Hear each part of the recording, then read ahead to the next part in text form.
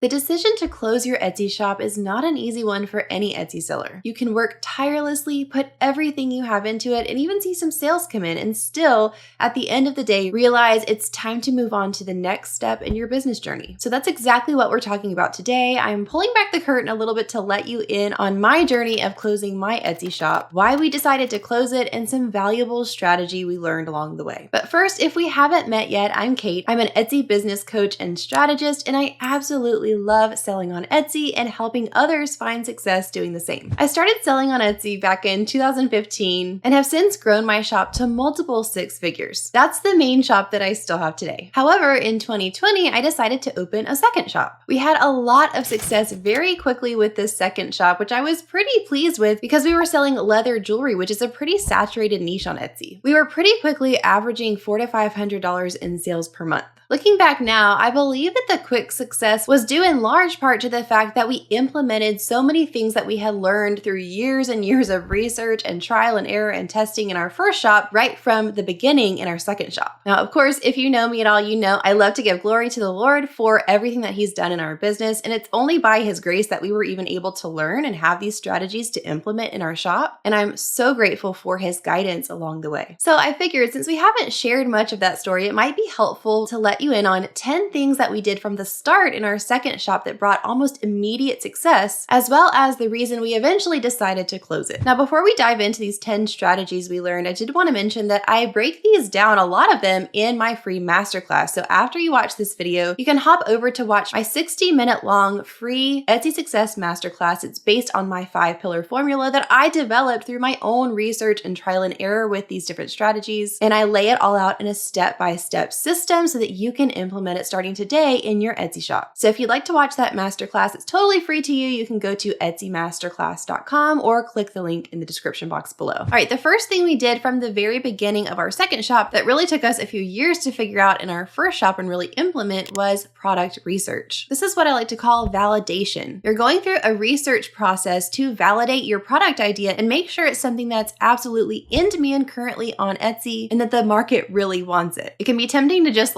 create something that we love the style of ourselves and throw it up on our shop hoping to get sales, and then nobody buys it because we've created something that just we like and we haven't validated the idea to make sure it's something that the market in general really wants and something that's trending currently. So the first thing we did when we had our idea to sell leather jewelry, specifically bracelets and earrings on Etsy, is that we went on and we looked for similar listings as what we were thinking of to see if there were similar things already being successful on Etsy. We were able to identify several shops that had listings that were selling products that were really similar to what we were thinking of, and we looked at the stats on those shops to make sure that they were actually making consistent sales. Once we saw that they were and made sure that that product idea would be valid on Etsy, then we did some keyword research to make sure that we knew some keywords to use to help our listings get found. We did some keyword research to find highly searched phrases on Etsy. We ended up using some phrases like leather bracelet, bracelet for mom, gift for mom, things that people really were searching for a lot on the platform that we could plug into our listings to help them get found faster. We specifically had learned to plug these into the 5 key areas on our listings that we knew the algorithm would be scanning, primarily our title, tags, description, categories, and attributes. We also learned to think like our customer and figure out what phrases our customer might be searching for as opposed to putting in a phrase that really technically described the product. So instead of putting the term veg tan, which was the kind of leather that we used, in the title, I would just use the term leather because not many people would be searching for veg tan specifically. The second thing we did after that was to identify specific trend elements that we wanted to incorporate into our products. We did trend research to see what was currently trending in terms of style, color, font, size, and we based our products around what would be really popular currently and what would fly off the shelves. At the time, the really skinny leather bracelets were popular, and the most popular colors that we found were brown, tan, natural, and a fun aqua blue color. With aged brass hardware, people were searching more for aged brass than they would be buying for silver or gold. And we decided on 2 main font styles that we would use in our engraving. These were a really scripty font that was super trendy at the time and a sort of taller handwritten straight font. We didn't want to have a lot of different options. We wanted it to be really cohesive across the board, so we narrowed in on offering just those 2 font options that were both really trendy. We also knew that we wanted the engraving on the bracelets to feature really popular inspirational sayings, so we looked up some some that were already selling really well on Etsy. Now, going along with this is the third thing we decided to do, which was to offer smart variation options for our customers. We knew that Etsy shoppers really like being able to have a hand in the creation process if possible. They love customization, personalization, but sometimes having too many options can be overwhelming. So we decided on some smart variations that we would allow our customer to choose, which ended up being color and size. We didn't offer 20 different colors. We offered those 4 that I mentioned before, which were brown, tan, natural, and aqua blue. That was just enough for them to be able to have a say in how it was created and make sure that the color was something that they would really enjoy. Next, we started thinking about having a smart strategic price point. When we first started our first shop that ended up being successful after a few years, we didn't realize we could actually source our materials from actual wholesale companies that we could buy in bulk from for a lower cost. So this time we had done our research on that. We knew from the beginning that we needed to source materials not from a retail store like Hobby Lobby or Walmart, but from a wholesale store. This allowed us to get our leather and different supplies at a lower cost originally, so we could actually price our listings lower and be more competitive. And then the fifth thing we did from day one was to order professional branding for our packaging products. Now, I didn't actually pay a branding professional because I was pretty adequate in terms of digital design at this point, so I created our own logo and our own branding, but I wanted to order some branded packaging to go with our orders when we would ship them out. So we ordered custom wraps to go around our jewelry boxes, stickers to go on bags, business cards, and business cards to go with it as well. These all had our logo that I had designed, which made the whole package look super professional. Another thing we did, which was really smart, that took us a long time in the beginning to figure out, but for the second shop we knew from day one how to do, was to provide quality photos on our listings. I'm talking photos that are not dim and dark, that are well lit and well positioned. And even though I had come a long way in my own photography skills since then, I had a friend who was getting into product photography at the time, and so I hired her to take pictures of our bracelets. I did some research on my own beforehand of other similar listings that were selling really well on Etsy to get some inspiration for the photo style that was working for this niche, and I gave my photographer friends some ideas for how she might be able to place things and take photos in a way that would help them sell really well, specifically on Etsy. She took absolutely gorgeous photos that we ended up using in our listings, in our marketing on social media. And I also upped the game a little bit after that by asking some of my friends to model some of our jewelry for me to take pictures of them. So not only did we have the product photos that my photographer friend had taken for us, we also had model photos. They weren't models, they were just my friends who modeled for me, but we had some of those model photos with them showing off the bracelets and earrings as they were wearing them. So once we had all of that ready to go for the listing itself, then we did something that was absolutely crucial that, again, took me a while to learn in the beginning of my first shop, which was to externally promote and market to drive traffic from social media. So I went ahead and got on Facebook. We had a business Facebook page and a group, and we were on Instagram. We did a whole lot of promoting on those platforms, everything from teasers in the beginning when we were just announcing our new shop, to doing a big, fun public launch event, giveaway events, going live to announce new products, asking